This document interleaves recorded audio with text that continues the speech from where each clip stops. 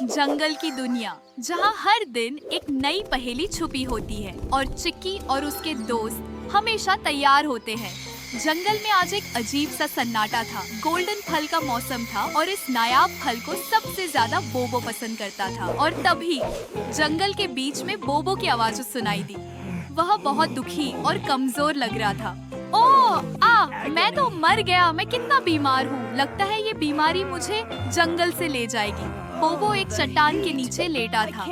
उसके पास मोबो और लोलो थे, लेकिन वे हमेशा की तरह चोरी नहीं कर रहे थे। वे तो नाटक कर रहे थे। बोबो का प्लान था कि वह बीमार बनकर चिक्की की टीम से गोल्डन फल ले ले। बोबो भैया, थोड़ा तेज नाटक करो। गोल्डन फल बहुत महंगा होता है। चिक्की माँ को पूरा यकीन होना चाहिए।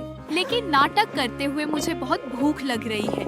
लेकिन कौन आएगा बोबो की मदद के लिए? बोबो तो सबका दुश्मन था। उसी वक्त चिंकू और पिंकू लिली और टोनी के साथ गोल्डन फल जमा कर रहे थे। फल इतने खूबसूरत थे कि वे चमक रहे थे। चिंकू बहुत खुश था। देखो पिंकू, कितना चमकदार फल है। मैं इसे खाऊंगा। रुको चिंकू, ये फल सबके लिए है। पहले चिक्की माँ से पूछेंगे। तभी टोनी तोता ने बोबो की अजीब और गरीब दुखी आवाज सुनी। टोनी को लगा कि बोबो सच में मुश्किल में है। वह तेजी से चिक्की के पास गया। चिक्की माँ, वो बोबो, वो बहुत बीमार है। उसे मदद की जरूरत है। बीमार? बोबो, हम उसकी मदद करेंगे, लेकिन होशियारी से। झूठ बोलना उसकी पुरानी आदत है। चिक्की अपनी टीम के साथ बोबो के पास पहुंची। बोबो ने तुरंत अपनी दर्द भरी आवाज़ें और बड़ा नाटक शुरू कर दिया। वह लेट गया, आंखें बंद कर ली और धीरे धीरे रोने लगा। चिक्की माँ, मैं इतना बीमार हूँ कि सिर्फ गोल्डन फल ही मेरी जान बचा सकता है। क्या आप मेरे लिए थोड़ा फल ला देंगे? चिक्की समझ गई कि यह सिर्फ एक चाल है, लेकिन उसे सबूत चाहिए था। लिली बुलबुल ने एक छोटी सी बात पर ध्यान दिया।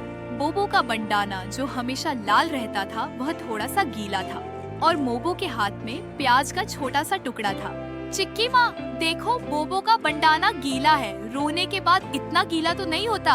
और उसके पास गोल्डन फल का नाम सुनकर उसकी आंखों में चमक आ गई थी। चिक्की समझ गई कि बोबो प्याज की मदद से नकली आंसू निकाल रहा था, लेकिन कौन? उसकी चाल को उसी पर उल्टा पलटेगा। चिक्की ने एक प्लान बनाया। चिक्की ने आहिस्ता से बोबो के पास जाकर कहा कि वह उसकी मदद करेगी, लेकिन गोल्डन फल बीमारी के लिए नहीं, बल्कि एक कड़वी दवाई के साथ मिलाकर ही काम करेगा। बोबो, मैं तुम्हें गोल्डन फल दूंगी, लेकिन इससे पहले तुम्हें जंगल की सबसे कड़वी दवाई खानी पड़ेगी। इससे तुम्हारी बीमारी तुरंत ठीक हो जाएगी। कड़वी दवाई? वो क्या है? टोनी और चिंकू ने एक बड़े से गीले पत्ते में कुछ बहुत कड़वा दिखने वाली चीज लाकर रखी। असल में वह सिर्फ बहुत तीखी मिर्च का छोटा सा टुकड़ा था, लेकिन बोबो को लगा कि यह सच में कोई खतरनाक दवाई है। भैया मत खाओ, ये तो जहर लग रहा है। भागो बोबो, वरना तुम सच में मर जाओगे। बोबो ने तुरंत छलांग लगाई। वह एकदम ठीक हो गया। उसकी नकली बीमारी पल भर में गायब हो गई। वह दौड़कर लोलो और मोबो के पीछे छुप गया। मैं ठीक हूँ, मैं बिल्कुल ठीक हूँ। मुझे कोई दवाई नहीं चाहिए। हाय, मेरा गोल्डन फल का प्लान तो कड़वी दवाई से हार गया।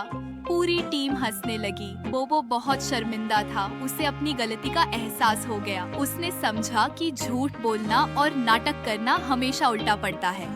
चिक्की ने बोबो को प्यार से समझाया कि अगर उसे गोल्डन फल चाहिए था तो वह सीधे पूछ सकता था। झूठ बोलना या बीमारी का नाटक करना दोस्ती को कमजोर करता है। बोबो, अगर तुम सच में बीमार होते तो हम तुम्हारी मदद जरूर करते, लेकिन झूठ बोलकर तुमने हमारा भरोसा तोड़ने की कोशिश की। हमेशा सच बोलो। बोबो ने सबसे माफी मांगी और वादा किया कि वह फिर कभी नकली बीमारी का नाटक नहीं करेगा।